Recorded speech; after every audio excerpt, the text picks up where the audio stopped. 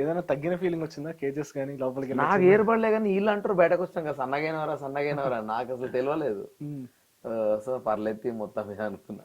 మొత్తానికి ఫుడ్ గురించి గొడవలు పెట్టించారు మీకు. ఫుడ్ గురించి గొడవలు అయినాయి. అవును, ఫుడ్ గురించి చాలా అయినాయి. అదేనా ఆ ఎమోషన్ అయినా వచ్చిందంటావు ఎంత ఫ్రస్ట్రేషన్ లా మారడానికి మెయిన్ అంటే రీజన్? ఒకటే అనుకోకూడదు డార్లింగ్. ఇప్పుడు ఏమైపోయిందంటే ఫస్ట్ థింగ్ ఫుడ్ దగ్గర ఆల్రెడీ అందరు సఫర్ అవుతున్నారు. సో ఆ సఫరింగ్ అనేది నాకు కొంచెం నచ్చలేదు. దానివల్ల మాట మాట పెరిగి మంచిగా ఉన్న వాళ్ళందరూ కొట్లాడుకుంటున్నారు. అండ్ ఏమైపోయిందంటే ఆల్రెడీ ఫుడ్ గురించి ఇబ్బంది పడుతున్న వాళ్ళకి ఒక టాస్క్ ఇచ్చారు 1 hour లో వండుకోవాలని. దాని మీదకి వెళ్ళి హౌస్లో మన ఇప్పుడు దాన్ని ఏమంటారు కిచెన్ లో ముగ్గురే ఉండాలని ఇంకో రూల్ పెట్టారు.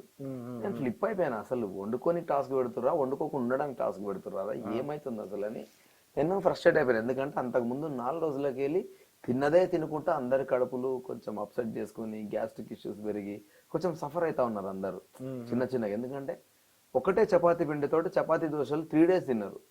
చపాతీ దోశ ప్లస్ పప్పు. ఎన్ని రోజులు తింటాం పప్పు అనేది? పొద్దున మధ్యాహ్నం సాయంత్రం, పొద్దున మధ్యాహ్నం సాయంత్రం. స్టమక్లన్నీ మొత్తం అటు ఇటు అయిపోయినాయి. సో కొంచెం అందరూ ఇబ్బంది పడతా ఉన్నారు, అవన్నీ చూస్తూ ఉన్నాం. సో ఇవ్వొకటి, మళ్ళీ గేమ్లలో ఏవి మన ఫేవర్లో పోతలేవు, అన్ని మనకు అగెనిస్ట్ గా పోతున్నాయి. అండ్ చీఫ్ గా ఎలక్ట్ అయినాక చీఫ్ నామినేట్ అవ్వాలన్నది ఒక పాయింట్ నాకు నచ్చలేదు. చీఫ్ అంటేనే గొప్పోడు, చీఫ్ అంటే చాలా పెద్ద ఇంపార్టెంట్ రోల్ అని చెప్పారు వాళ్ళే. నామినేషన్ అంటే ఏంది, వీడు హౌస్ కి అర్హత లేదు అని. సో ఒక చీఫ్ హౌస్ కి అర్హత లేదని ఎందుకు అనుకుంటాడు? చీఫ్ అయిందే హౌస్ లో 1 of the ఇంపార్టెంట్ రోల్ అని.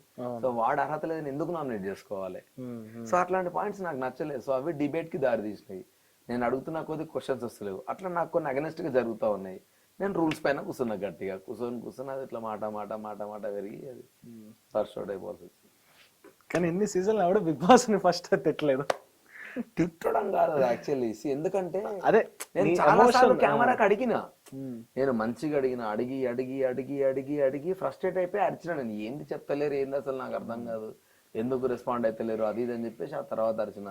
అట్లా తర్వాత ఏంటంటే నేను అరిచింది కొద్దిసేపే. ఆ తర్వాత మిగతావన్నీ మేము జోక్స్ గా మాట్లాడుకున్నాం. ఆ జోక్స్ ఎట్లా అంటే నేను డే 1 నుంచి జోకులు వేస్తున్నా కెమెరాకి.